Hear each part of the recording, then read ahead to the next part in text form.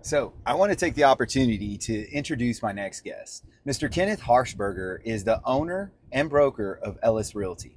And yeah, he's been a long time acquaintance, but here recently we've gotten to connect. And because of this fishing tournament, Hook 'em for Heroes, it's been a really exciting moment to actually get inside the network of someone who's doing something for other people in a way that I literally talked about last month. So, without further ado, enjoy the next episode. Truck Talks with Jesse. Do me a favor, like, subscribe, and share. What's going on, everybody? It's Jesse Palacios with Truck Talks with Jesse, and I got a phenomenal guest today. So I've been bebopping around trying to get this idea out of my head that I wanted to get a fishing tournament for veterans. Probably about a month ago, I mentioned it to a good friend of mine.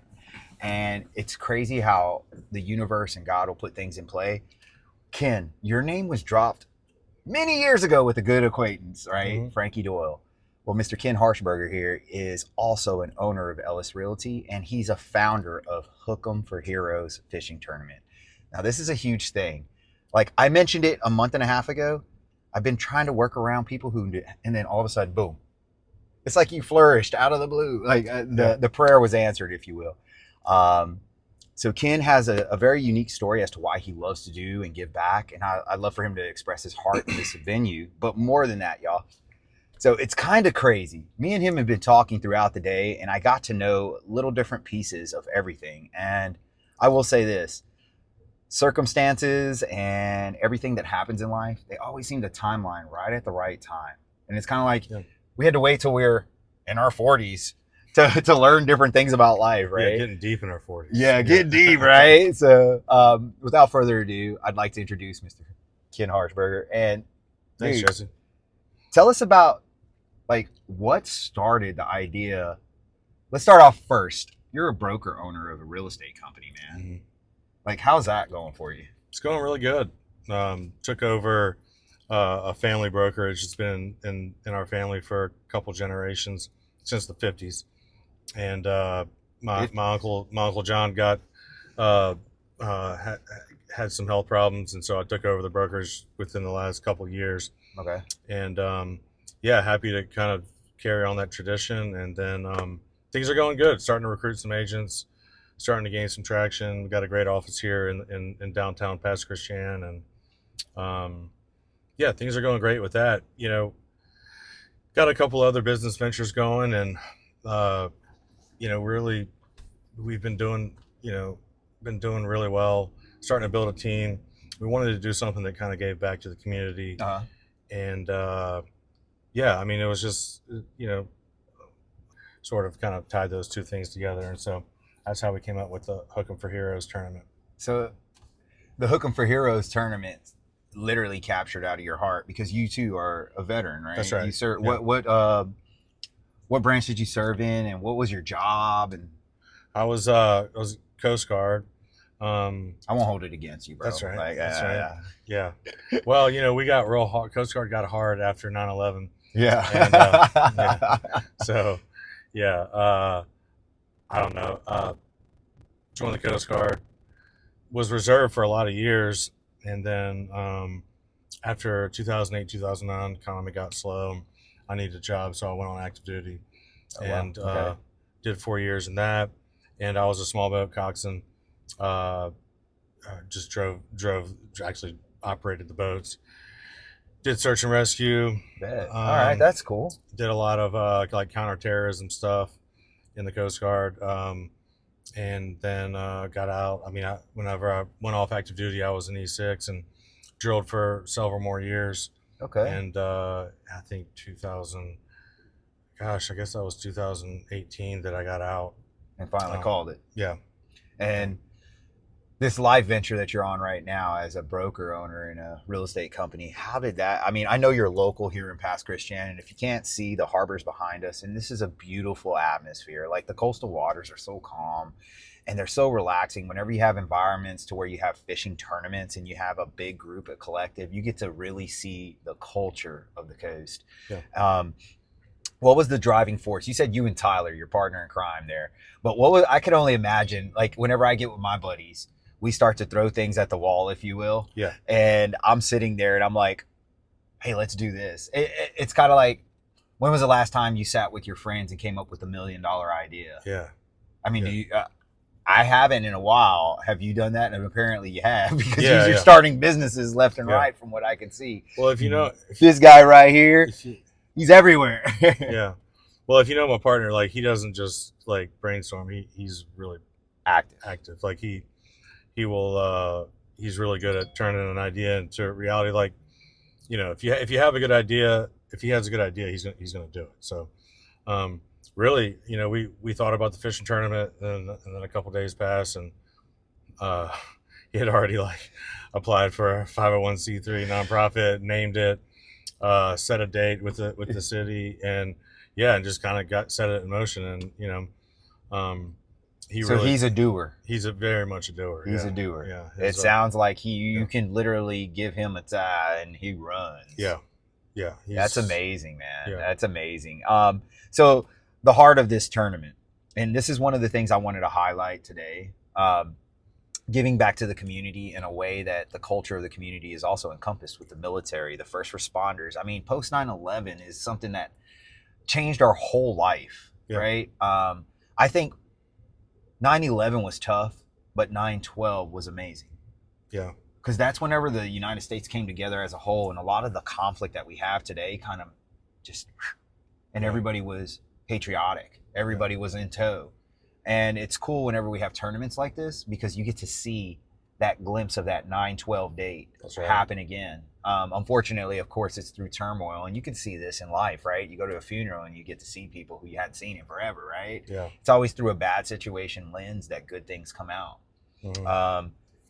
Yeah, I mean, 9/11 is what made me, you know, join the military. You know, okay. I was in college, and I remember, you know, watching the towers come down, and then I went to the recruiter weeks later. You know, I was like, wow, I want to serve too. You know, yeah, but you're right. We've kind of lost track of that. You know, at this point, there's a lot of like divisiveness and stuff, but it's really cool. I mean, last year, you know, we have city employees that are helping out with the tournament, and they're not even getting paid, and they're just out there, you know. That's amazing, us, you know, right? Like that heart of servitude that you are driven in because of your military background, the heart of servitude in the real estate side, and then now you get community members that feel that vibe. That's a cool feeling, man. And you're cultivating something that's really amazing, man. How many anglers are we looking to kind of build out, or what's the structure of this environment, I should ask? Like, is it going to be teams of 1, 2, 3? Like, what does it look like for you? There's really no teams. I mean, you know, you register as an angler. Okay. It's $100 per angler to register. There's really no teams. I mean, I guess you could have a team. I mean, if you went on a boat with 4 people, that'd be your team. Okay. You know? This is in the infancy, then. Like you're getting it all together. Well, right? Not necessarily. I mean, you know, if me and you went on a boat together, we'd be on a team. I mean, you know, if I caught a big fish, if I caught 2 big fish, you know, I don't know what the rules say, but I mean, no one's going to know who caught the fish. I got you. But you know, as long as you catch it in Mississippi waters, you know, you're on a team together. But I mean, I think last year we had 60 to 70 anglers. It's hard to tell because some of our sponsors get 4 anglers for a $1,000 sponsorship. You know? I get you. So it's hard to tell like which ones are actually paid as registered anglers. I mean, we could figure that out. It's just we never did last year. That's cool though. Like the sponsorships. So that's a good point we need to bring up, right? So if you're looking to sponsor this tournament, get in touch with Ken. His information is going to be, of course, all across the platform here, and then you'll be able to hit him up in the links as well, direct. But we're also going to have a link directly for Hook 'em for Heroes, and it's going to be flashing through the background as it usually does. But the big thing that I want to highlight is if you're looking to sponsor a team, if you're an active duty member, if you're a policeman, if you're a doctor, firefighter, a hometown hero, if you're one of those members, get in touch with us, because this is going to be an opportunity for you to stretch your legs, get your brain out of whatever's going on in life, get out on the water with some people who are like-minded, and these sponsorships, it might be for free for you. This is the perfect opportunity for you to reconnect with the waters of the coast, the people of the coast, and you're putting on a platform that's pretty magnificent. So tell us about some of the sponsorships that you're looking for, man. Well, you know, we can always use people to donate food. We have beer, seltzers, soft drinks, all that stuff for sale. That and the proceeds from that all go towards our donations into the veterans and first responder community. And yeah, really, I mean, it costs a certain amount of money for us to put on the tournament, so that has to be deducted from whatever we get, right? From whatever's donated. But I mean, other than that, it's 100% of it just goes to.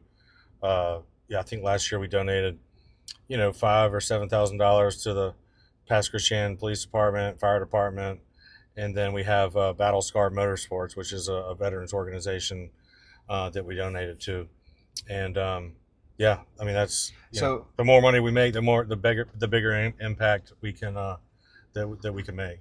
So I'm a visionary. Like I look at things and I'm like, how can I make something happen better for people now? Like that's my heart now. Yeah. I can see this being like a coastal environment to where every city has a little Hook 'em for pocket, Heroes. a Hook 'em for Heroes day, and we cultivate to where the whole blanketed coast is out. And that could be a huge thing to where we're not sitting way off the coastline, but we're sitting in a pocket to where it's safe. You know what I mean? Mm-hmm. And even the Back Bay, like you got people who can go. My point is, I think this has the possibility and the capability to stretch not only for our coast, but start moving into state lines and start moving into Alabama, into Louisiana. Because I think it would be an amazing opportunity to have. And again, I think huge picture, how crazy would it be if Hook 'em for Heroes was like a nationwide tournament and it happened in quarters, and at the end of it, we donated to whatever, benevolent cause, nonprofit, and built out, I don't know, we can build out houses for the homeless that are vets that are broken. We have the VA here. We can use some of the stuff that we have in tow. Like, I think the sky's the limit with all that stuff. There's a huge opportunity to stack and rack and make this into a big flourished item. I mean, we're really just, kind of trying to. I mean, we have a great team that puts this tournament on, but we're limited in our second year to what we can do and how far our tentacles can spread. But I mean, I think, there's so much. So like the sky's the limit in terms of we've got a lot of homeless veterans. I mean, just the VA being in Biloxi, you got a lot of homeless veterans wandering around out there that nobody's really even paying attention to, and it's would love to be able to help. I mean, would love to be able to help them out. And so again, faithful dude, right? Jesus, fisherman, like the whole story just resonates with my heart, and there's something that I can see happening. At the surface level, it just becomes like a small tournament that people kind of want to be a part of.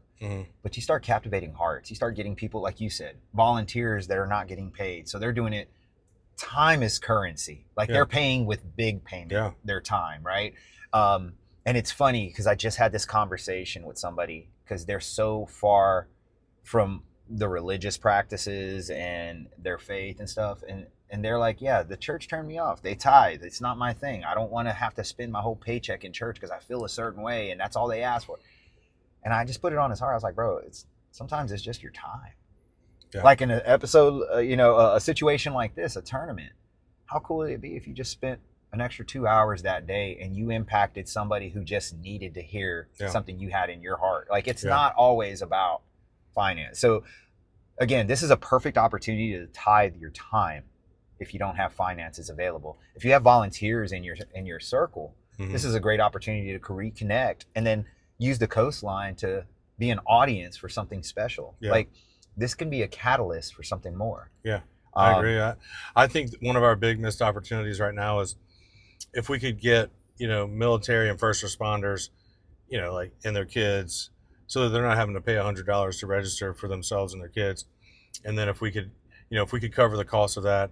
And then we had volunteers that would actually take them out on a boat. Because otherwise, if they don't have a boat, I mean, they're just going to be fishing in the harbor, which is fine. You can catch, fish out here. But it would be cool if we had people that were volunteering to take people out on the boat, and then people that were volunteering to cover the registration costs, for and people. That would be a great sponsorship. I mean, I'm not going to lie. If I could sponsor, we'll say 5 people, that's $500 in the hopper. And, for me, that could be the team that I put a little Stars and Stripes That's logo right. on, right? Yeah. And we can have some fun. So military vets, military active duty, first responders, cops, ambulance drivers, nurses, doctors.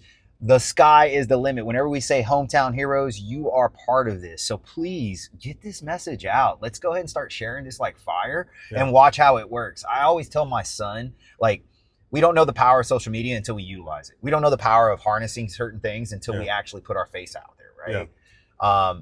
I think this is going to be a huge opportunity for the coast to have a captured moment. And honestly, I think the news channels need to be part of this too. Like, I really do think that we've had, we've been on WXXV. They were great. WLOX have been great. I think we were on each of them last week. Have some plans to bring them out and do some like on-site, kind of spots. And then do another in-studio spot on each network. But like, they've been awesome. I mean, I can't complain about that. I mean, we're kind of the Hook 'em for Heroes team. We're small and we're kind of in the trenches, and we welcome. I mean, Jesse, like for you, for example, I mean, you just reached out. We just know that like if we just work hard and we put on a great event, it's going to grow. Things are going to happen. And then people like you reach out, offer to help. Other people will reach out and offer to help, and we don't even know what people are going to be able to contribute at this point. And but it's gonna, and that's it, right? You don't know their gifts that they have to offer until you talk, right? I think vocalizing it is going to be a big piece. Like, that's going to start getting the training wheels kicked off, if you will, and we're going to start getting some momentum. I asked you before, like, what was the heart behind it and stuff. Was there a catalyst, like a moment whenever you were sitting somewhere and you were like, man, like, a lot of times greatness comes from broken moments, right? Like, I know for me, this whole truck talk came from my life experiences. And like we talked earlier, I'm going through a healing journey. I'm going through a faith journey.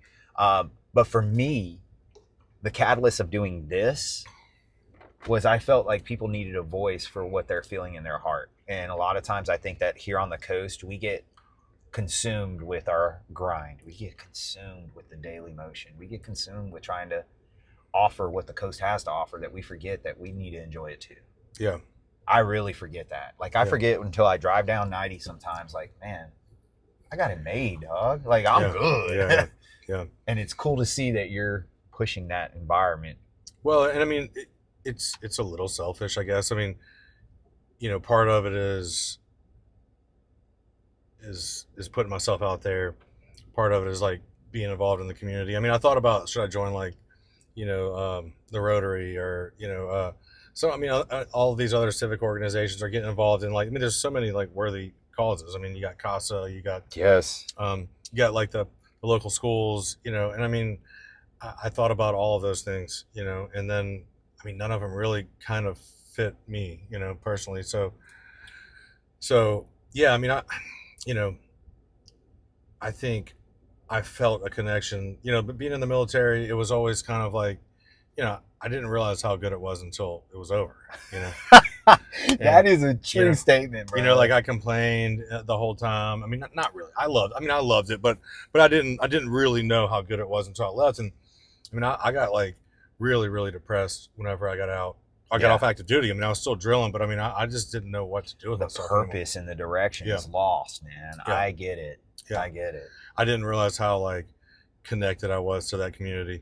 And then all of a sudden, like one day it's just like gone, and then next thing you know, I'm like hanging out at the VA, like trying to find me, like, I don't know, what's the next step? Yeah. What's the next step? Yeah. And, so, yeah, I mean, it's, I mean, I like, of all the things that I miss about it was just the camaraderie, I mean, it's funny you say that, dude, because the brotherhood, the sisterhood, the idea of the military, it's the people.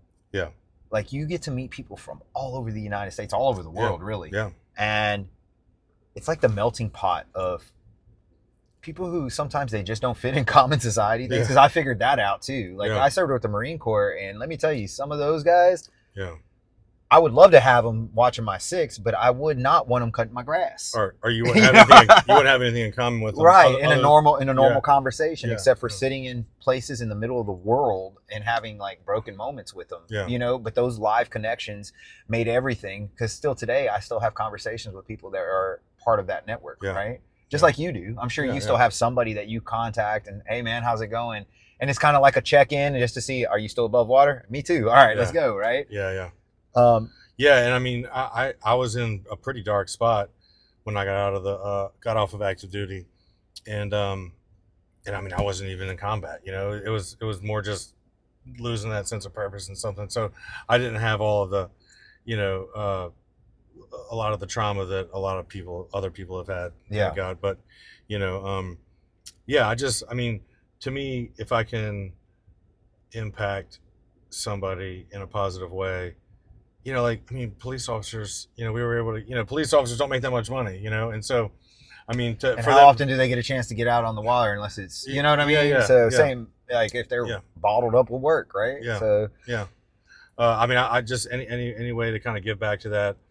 Hopefully one day I'll be able to impact somebody's life that's going through something like I was going through, where, you know, I felt lost and without purpose and all that stuff. So, and it's crazy. So it's usually that you're filling a void in life.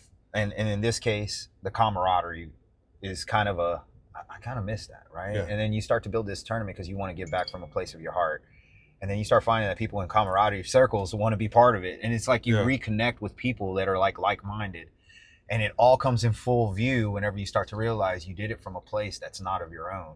Yeah. It was unselfishness. And it's like true giving to someone else to make them feel something that you don't want that feeling ever again. I promise. Like that loss, searching, seeking, and then you have life.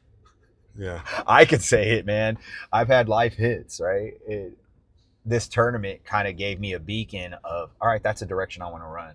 That's some focus I want to give. That's some energy I've been talking about. And I even told you a month and a half ago, this was on my brain with someone else, and we were just kind of chit-chatting.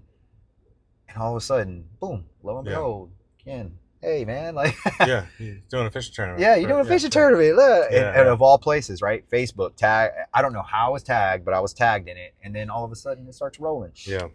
And we literally can't write these stories, dude. Mm-hmm. Like, there's no way in my brain that whenever I was serving and I transferred in 2009 to the coast, because that's how long I've been here, since 2009. Yeah. The second time around. And there was no way I had on my bingo card that I was going to meet with a guy named Ken talking about a fishing tournament in a few years. No way, right? And I was broken too, you know, coming into things. I just finished tours in Iraq. Now we fast forward. I'm retired. I'm still broken. I'm meeting Ken for a fishing tournament. Yeah. The circles that I travel in, military circles, a lot of cops I service for real estate, just like you. Yeah. It's crazy how everything keeps on getting put in your pathway whenever you think this is self-preservation, but your gift is to give to others in a certain way. Yeah. Well, and I mean, I feel like I'm not, you know, we're just putting on the tournament. And like we're like in this bunker mentality, like trying to make sure everything's done, you know. Yeah. You know, it's there's a deadline, but it's all got to be done by then.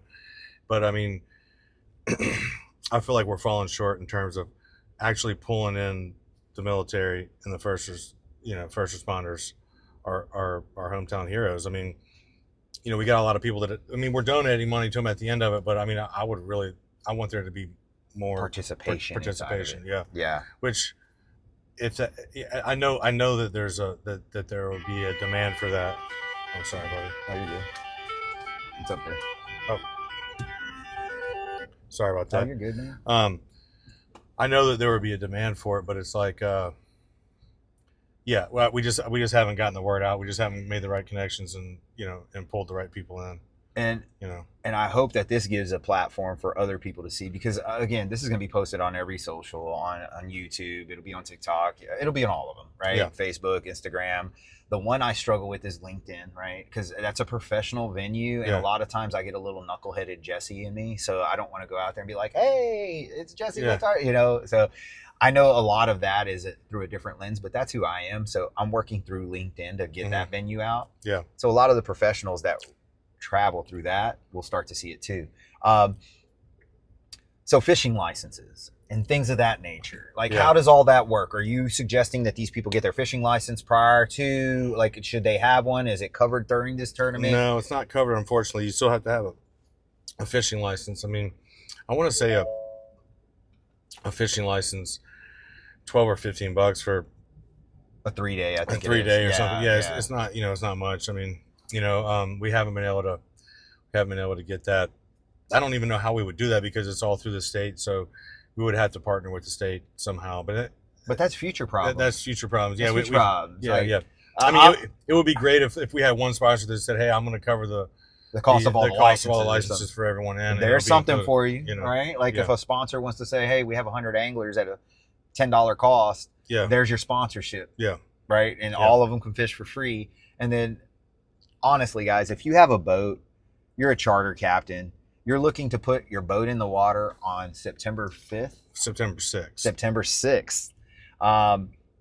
This might be the thing for you. If you're looking to connect with the community, this might be the guy to talk to. If you're trying to build out a different environment for your business and collaborate with other anglers so that it shows not just I can do a good job, but the coast can do a good job, then this is definitely for you, right? Yeah. Like, I love your idea about, I mean, if you have any kind of business, you could be a sponsor, which would be cool. But also, I mean, if you had all your employees go and paid for their, got them some T-shirts, got them take them out on the boat. I mean, I feel like the marketing for a business is absolutely is good. I mean, just you literally can just take out your personal boat, throw your swag on, throw a shirt on. Whenever you go to weigh in some fish, even if it's baby croakers this big, you're getting free advertising. Free ads, So, take your employees with you. I mean, I think that will be that's like an awesome team building event. Yeah. So this has so much more than just Hometown Heroes. It has team building events in the communities. It has ties into different business options to go ahead and grow their business as well. Because if you look down here in Pass Christian, you have the harbor, you have the fish markets, you have the shrimp, you have Shaggy, you have all these different venues. And then not to mention all the coastal community pieces that can actually sponsor. I think this can be huge. Here's the big fun part. It gets big, you need to get ready because like if it grows, like you said, you're in the trenches with a small team. So I am asking for collaboration partners in this event.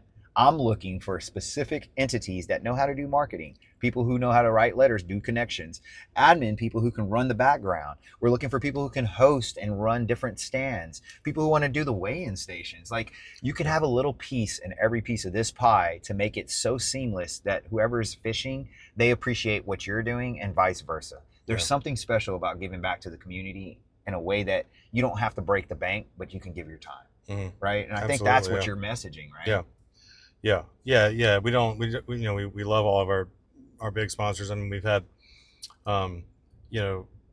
really couldn't do this event without Granny's Alliance. I don't know if you ever heard of them, but they're over there off the canal. I know exactly where they're at. There's a really big disaster relief company, and they provide like all the generators and our air conditioned tent and a lot of the tents. I mean, it's a significant investment on their part, and we really couldn't. I mean, if we did the event without them, it would just be kind of like some people milling about in the parking lot, in the heat in the middle of the summer. It'd be pretty rough. But and then also the city of Pass Christian. I mean, they provide all of like the trash cans, all of the picnic tables, all of so it's the stage. It's a big event. Yeah, it is. Okay, and this is only your second year doing it. Mm-hmm.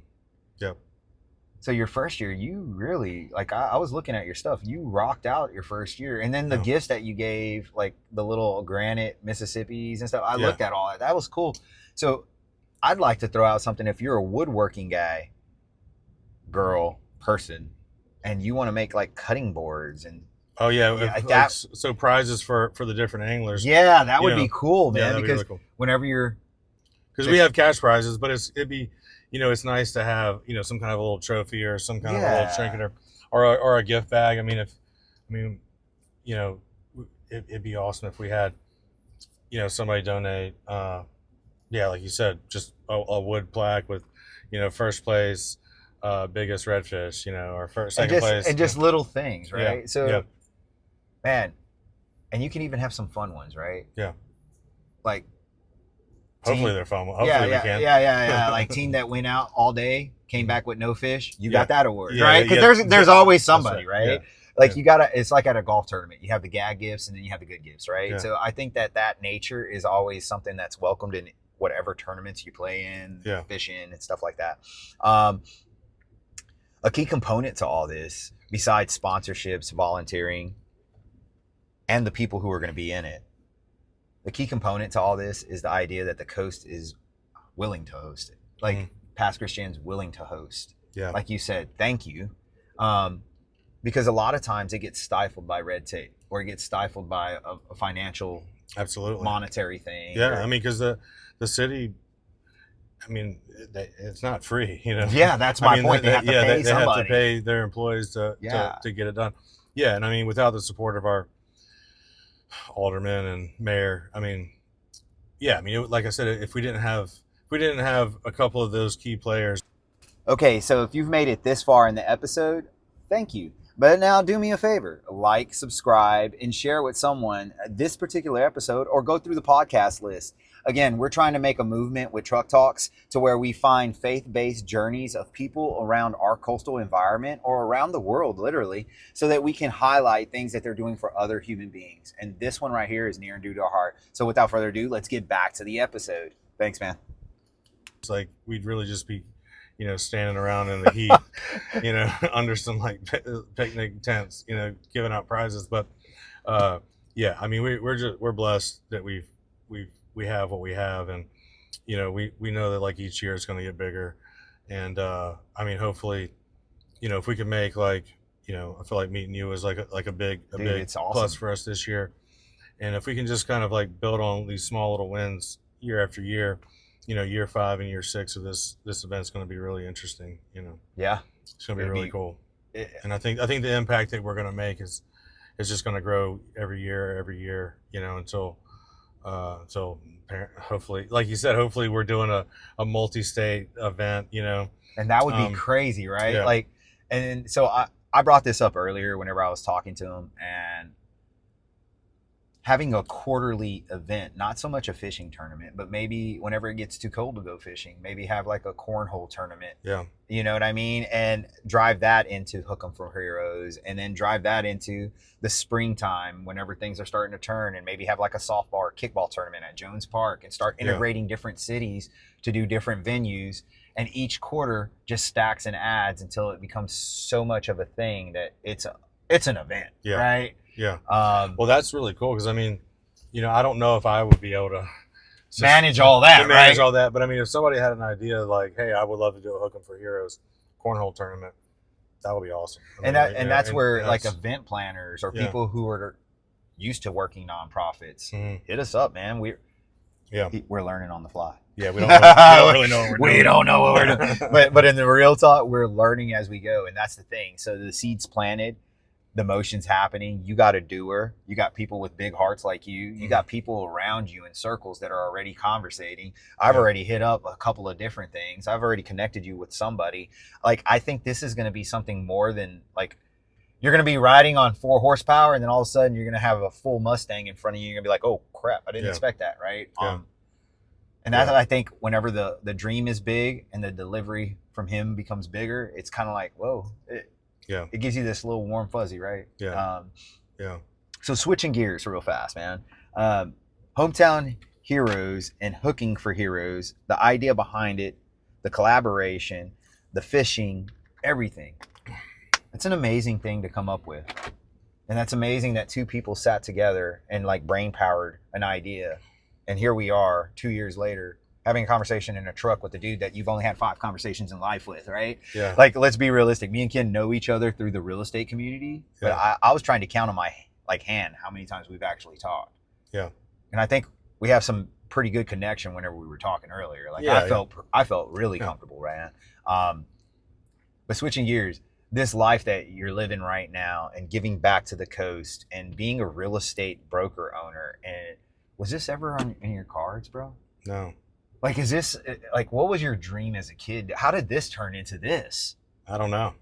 That I really don't. That's my point. I remember I used like growing up. I guess like when I was in college. I mean, I changed majors like 5 or 6 times, Okay. and I had I got a degree in English, and then I got a master's degree in English creative writing, and I was just kind of didn't really know what I wanted to do. To be honest with you, my mom always would say like, you should get into real estate, and I'd be like, real estate. Because that was a family business. Well, not even that. I just only knew, really, I knew like, well, and my uncle, I didn't know him that well at that point, and all the real estate agents I knew were women. I mean, it's kind of been dominated by women for a long time, and I just never really thought of myself as, I don't know, I didn't have anybody. Oh, it wasn't on my bingo card at I mean? all. Yeah, bro. yeah. And then one day, I don't know, I had a friend. When I had just so many things going on when I got out of the military, and I was working hard. But I was just would make a little bit of money here and then lose it over here and then make some here, and I was just running myself ragged.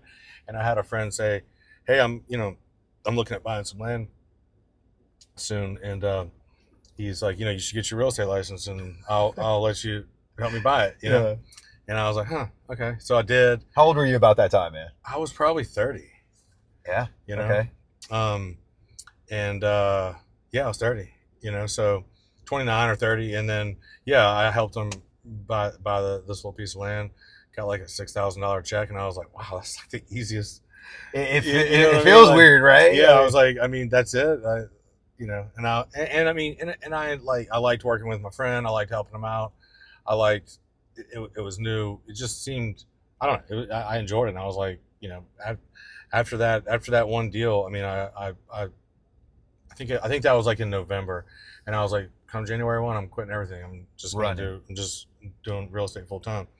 And yeah, I did. And I mean, it was lean the first year, and the second year, I still had to like do some like side hustle stuff, to get through those first couple of years. But I mean, I just went 100% all in and really haven't looked back. And so now here I am. And yeah, I gotta say it's not where I thought I would be at 42. I mean, it's crazy how our timelines, man. Because I could speak to the same thing. 8 years ago, real estate was not on my bingo card. I was in the medical field. I was going to be an administrator whenever I got out. I had life figured out in my head, mm-hmm. right? It's funny how the cards will. Oh, that's not what I thought it was, right? Yeah. And how did you get in? Because I remember when you got in. Like, I remember talking to you when you first got in, and you were like, yeah, I mean, like you were kind of like me. You got trying your license. To figure out life. And then you got your license. You were still on active duty. Yeah. And you were, but I remember like just keep seeing your name pop up. I'm like, dude, how's Jesse? He has a full-time job in the like. It's not like you were reserve, like you were active duty. Yeah. So during that season, Ken, it was testing. I'll tell you that. Like, I would get off about 3:30, 4 o'clock, and I would stay in the real estate office till almost midnight. And I'd go home because my wife, while she was asleep, go talk to my kids while they're sleeping because I couldn't talk to them while they were. Yeah. And I did that for about 3 years while I was still active duty. Yeah. For me, because you were doing like 20 deals a year or something, 20, 24, 25. And I was trying so hard to keep like you said, once you start running, you got to keep everything. If you expand this tournament, you're going to have all this stuff going on. You got to cap, right? So for me, I had to capitalize and understand that everything that kept on putting it. But again, this is old Jesse. Old Jesse used to chase deals and money. I was good, and I was good to people. I mean, I've always been a good human being. Yeah. I don't doubt that. I had a checklist, and I would hit it, right? And then I stopped living for checklists, and I started living for Christ, and that changed everything for me. Like, legit flipped the script because I stopped chasing money, and I started chasing hearts of people. And then people's hearts started flourishing. And then I started seeing like, that wasn't a bad deal. It was a good deal that they walked away from. Yeah. The money that I would have made would have been good for me. But that's the thing, like sleeping at nighttime, knowing that people were not getting screwed over by any means. Yeah. But like you could have done a little better, I think. Yeah. And that's where I was missing things. Year 3, 4, I started feeling some shifts in my business. Year 5, 6, I felt a significant shift. Year 7 and 8, I feel amazing being able to service people Yeah. in the capacity that I do now, because we connect on a different level. And I think you and I talked about this earlier. I was stifled big time in my emotion. And we could talk and you could see me smile, but it was a hollow connection. Mm-hmm. And that resonates with people. Yeah. And I learned that the hard way. Yeah. And now I connect with people. Yeah. So Yeah. I do, I like the new Jesse. I love the new Jesse because he's happy. He's Yeah. go-getter. He's grounded in faith, but he's also understands that people are not something to get you to the next level. People are everything. Yeah. Right? And as you move as a collective, like you're doing, Yeah. bringing this to the front end, doing things for people in real estate. We're servers, whether we want to be or not. We have Yeah. a servitude heart. You were in the military. It's ingrained in your DNA now. I hate to say it, but Yeah. like, it's naturally who you become because of the way the military teaches you.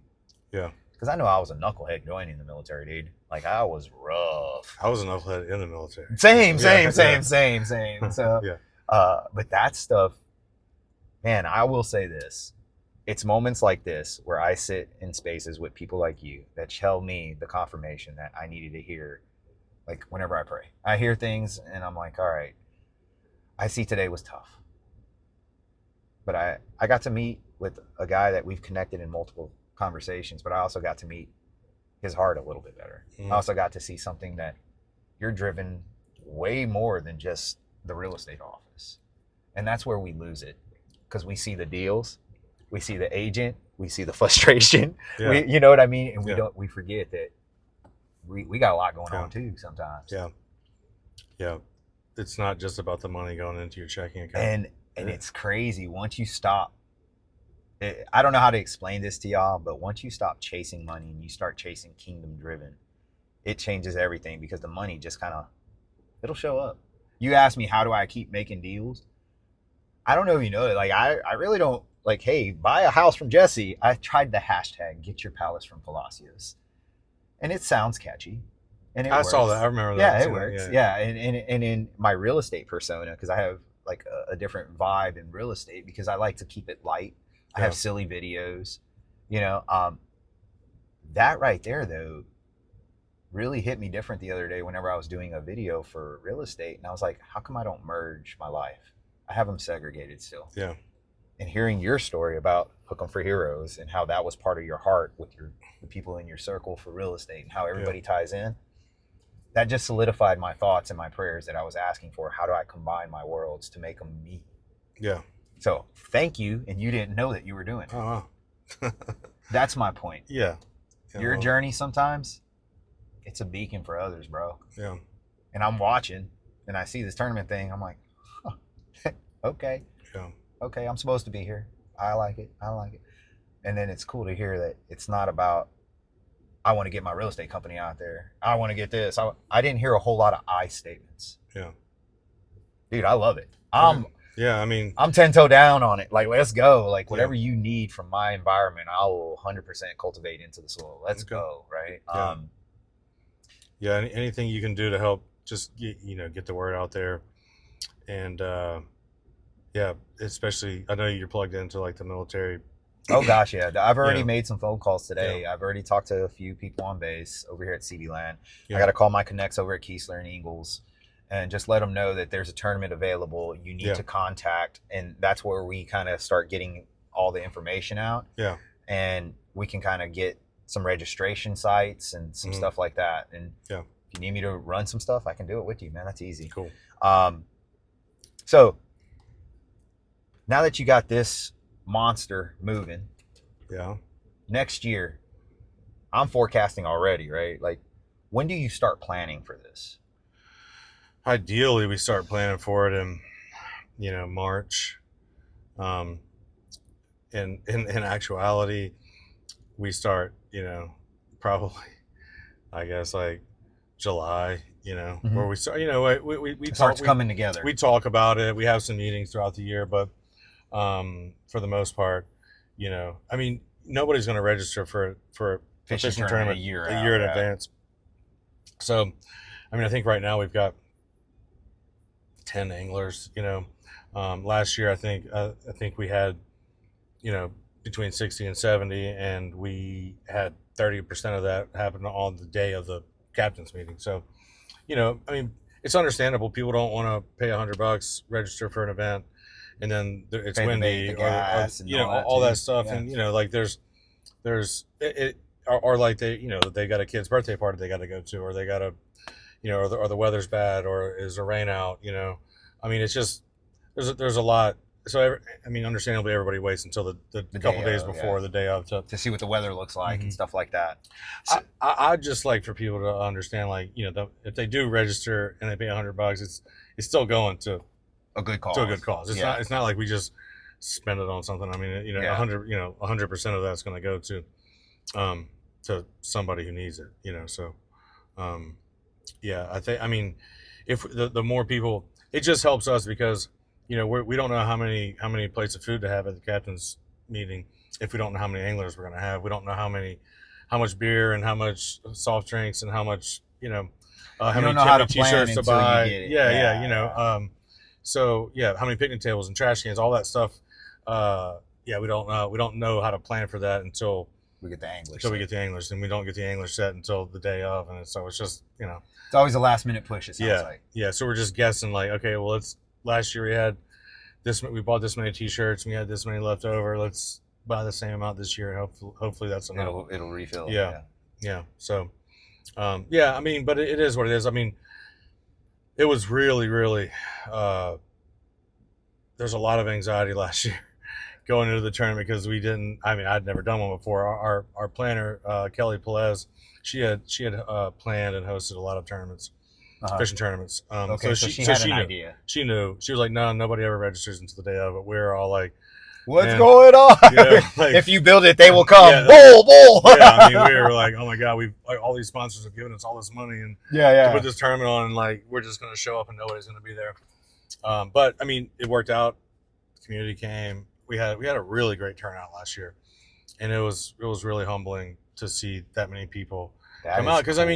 I mean, you're advertising it, you're marketing it.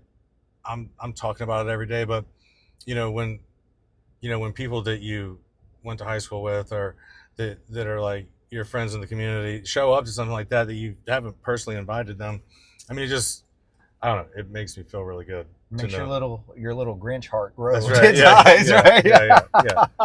Yeah. But that's the whole thing, right? So, and again, I always go back to this, brother, because this has been my guiding beacon here very recently. And don't get it twisted. Like, I'm this man that understood life. Man, I stumbled. I fell off the bridge. I landed on rocks, walked on glass. And then I realized, like, hey, there's a different path. You can take it, right? Yeah. I say all that because this is at the infancy, year 2, y'all.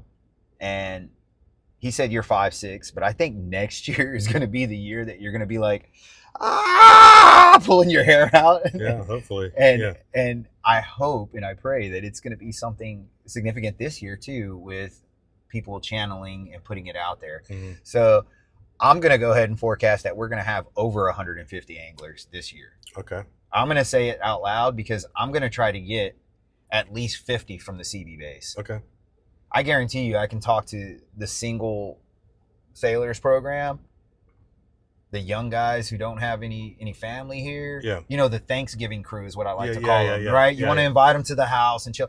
They would love to have some free fishing days. If it's sponsored by, like, I don't know, an attorney, a home inspection crew. Yeah. I don't know, an insurance company, industry leaders in the real estate perspective. And not even that. Like, you can hit up every venue along the coast. Yeah. So. Yeah, and I think, writing a check to a charity fishing tournament is one thing, but knowing that it's going to go pay the registration fees for, 10 anglers that are active duty Navy people, and you can see their names of who you're like contributing to me, like that makes it a whole lot more personal. It's a lot easier. That's a much easier sell for a local business than just give me $1,000 and we'll make sure it goes to a good spot, which we will Yes. do. But I mean, you know, I think there's a lot of people that want to know, like, okay, I'm sponsoring, you know, John, Yeah, Sally, yeah. and Jamie, and you know And then the cool part about that, like, I'm going to take it a step further. So this connection that you have, that you sponsor somebody, you get a first name basis, y'all connect at some point. Mhm. Well, guess what? Now you have a military person in your circle, Yeah. so you can get the pulse of what it feels like. So you can be there for, I don't know, Christmas, Thanksgiving, things that I can tell you firsthand, and I'm looking at the camera and telling this from a place of like love. It was terrible whenever Christmas, Thanksgiving, I was deployed, things were happening. My wife and I were in another state. We didn't have no family. It was horrible. We had each other, and we learned to lean on the people. Yeah. But people who are here for the first time, that they've never been away from family. And they're 20. They're 20. I mean, Yeah. they're either going to drink and probably, you know, do some silly stuff, or they're going to have a day of fishing and have a memory that's a lifetime memory. You know what I mean? Yeah. And that's what I want people to be able to contribute to, is that lifetime memory. Yeah. I want people to say, man, I remember whenever I was stationed back in 2025 on the CB base, I went out to this fishing tournament, and maybe that's where I met my wife. Maybe that's where, you know, it started all for me becoming a boat captain.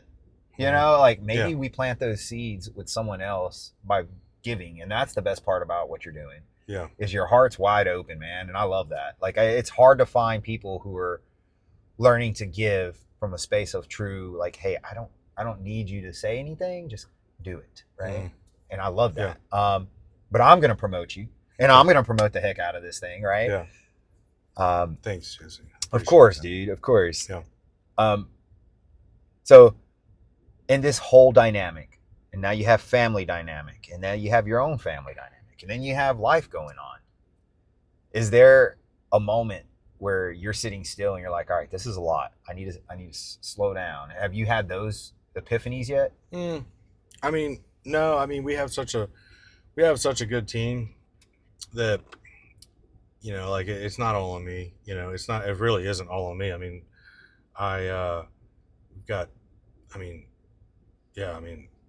Summer Vayon, she's our office manager. She does pretty much everything for us, and she is the backbone of the tournament.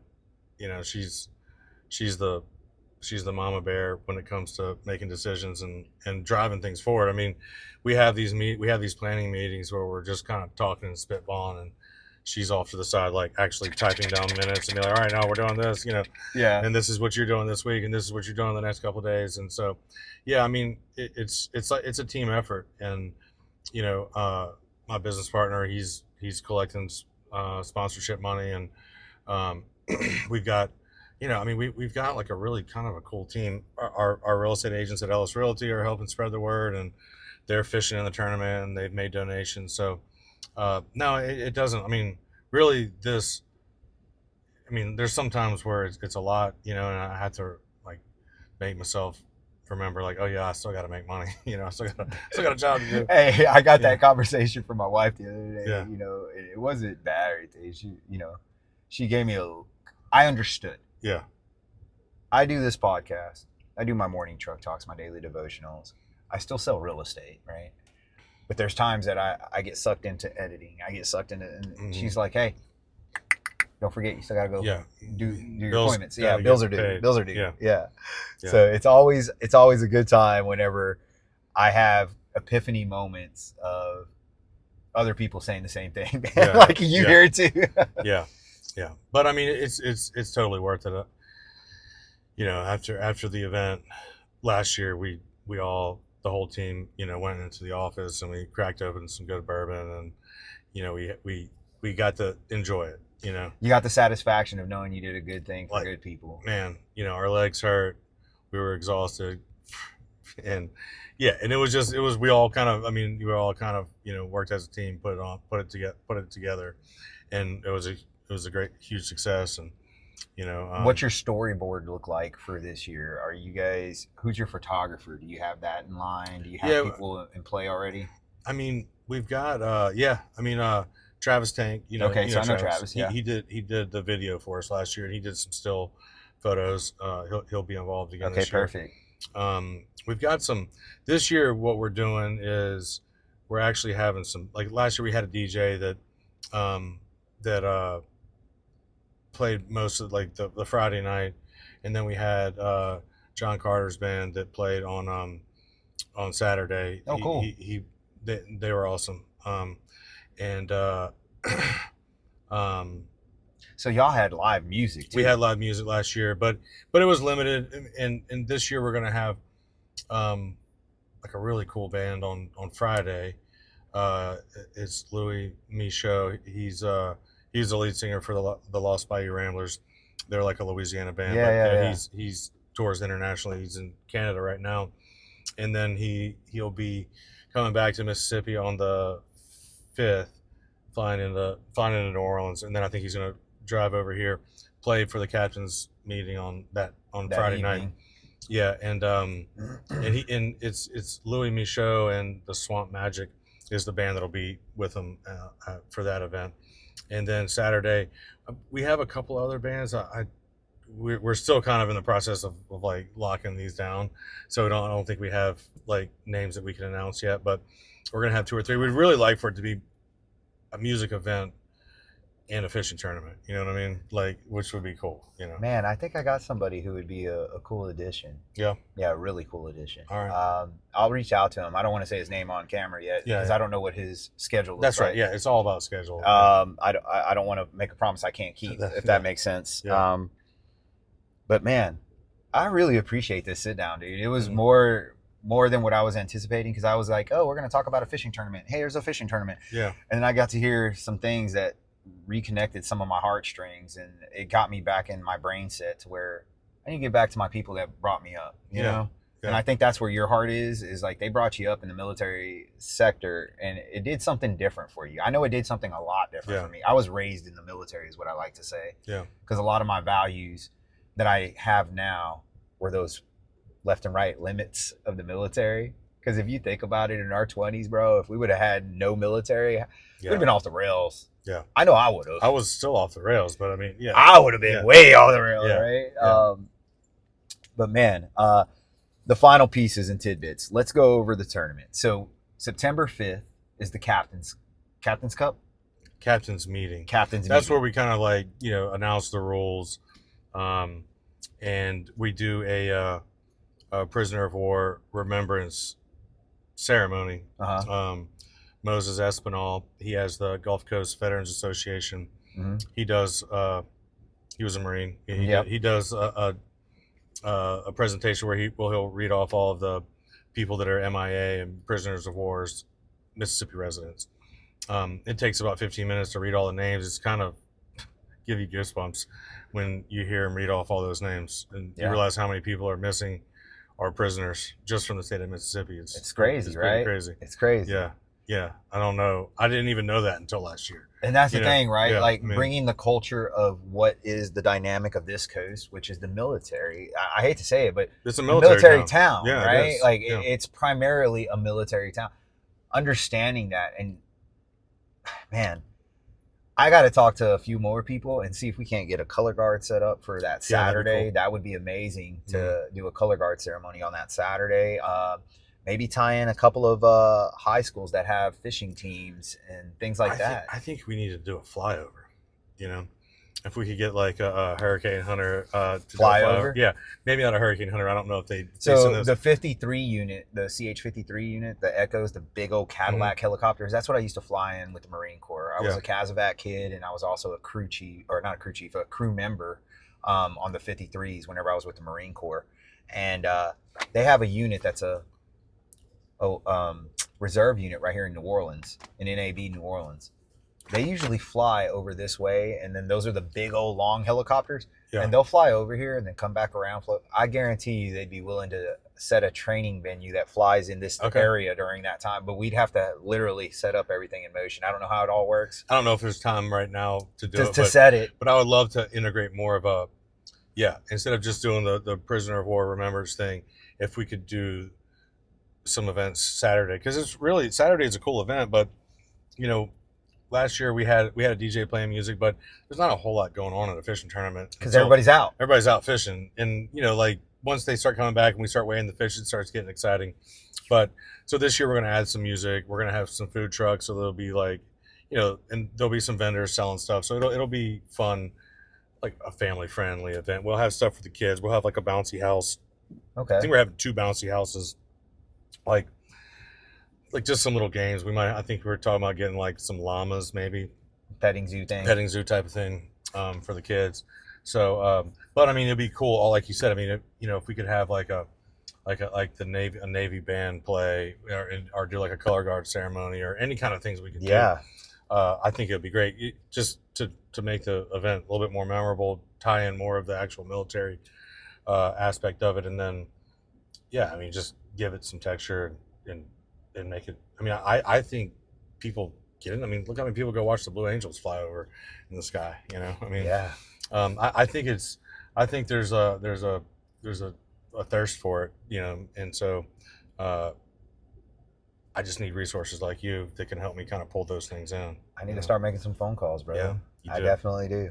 So the 5th is the meeting to basically get all the anglers and get them drawn down and get understanding. It'll be a celebration, a hangout. Everybody gets to know each other, kind of like a mingling moment, if you will. Yeah. The 6th, the tournament kicks off. The tournament really starts at 7 p.m. on Friday. I mean, after the captain's meeting is over with, you can technically start fishing. Go fish. Yeah. So, and then the scales close at 6 o'clock on Saturday. So, okay.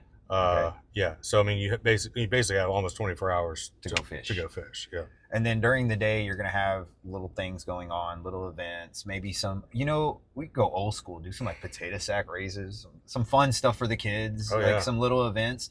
So moms, if you have event planning brains, again, hit us up because this is a perfect venue to bring the family out and do some stuff and maybe start incorporating some other pieces too. Yeah. Like it'd be cool to have.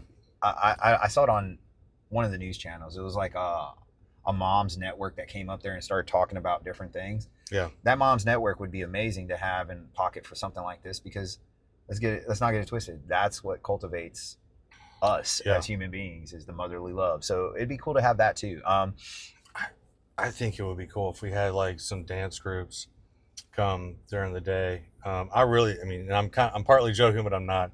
I want to do a Hook 'em for Heroes TikTok dance.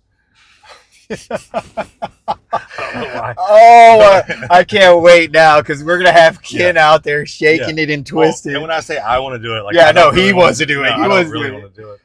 But no, we need a TikTok dance.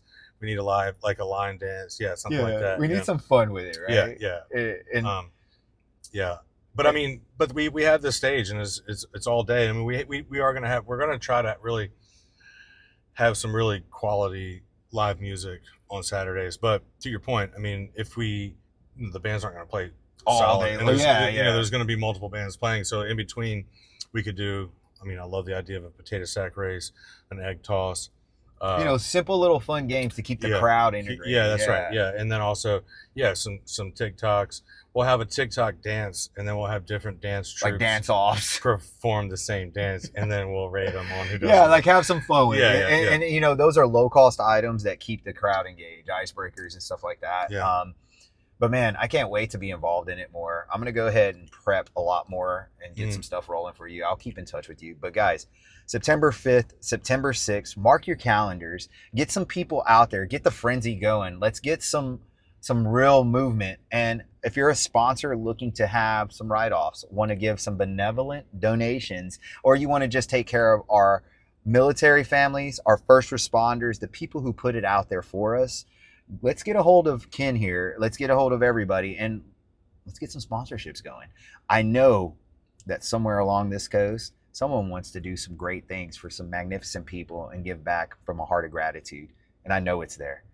So, Ken, thanks for your heart, man. Thanks for the conversation. Yeah, couldn't have said it any better, Jesse. Dude, I really feel like this is going to be something that I want to be able to say, I knew Ken Harshbarger whenever he started this. Yeah. I want to be able to say in 20 years, the Hook 'em for Heroes tournament is something that the coast honors every year. I want to be able to say, yeah, that guy Ken, I remember, because it started with you and Tyler and y'all's heart. Mhm. So I'm so grateful to be in that circle. I'm grateful to be in a conversation with you. I know we don't have a lot, but I'm super grateful to have those opportunities. And brother, thank you. Thank you for taking the time and just kind of, I know a lot of people are like, what do I do in your truck? Yeah. And just talk. It's just truck talks. Yeah, it's nothing crazy. It's Yeah. car karaoke, but for talking. Yeah. Right? Yeah. It'll get better. I promise. Yeah, I mean, yeah, it could be worse. You could ask me to do like a TikTok dance. Like, Oh no, that's do you coming. ever do those?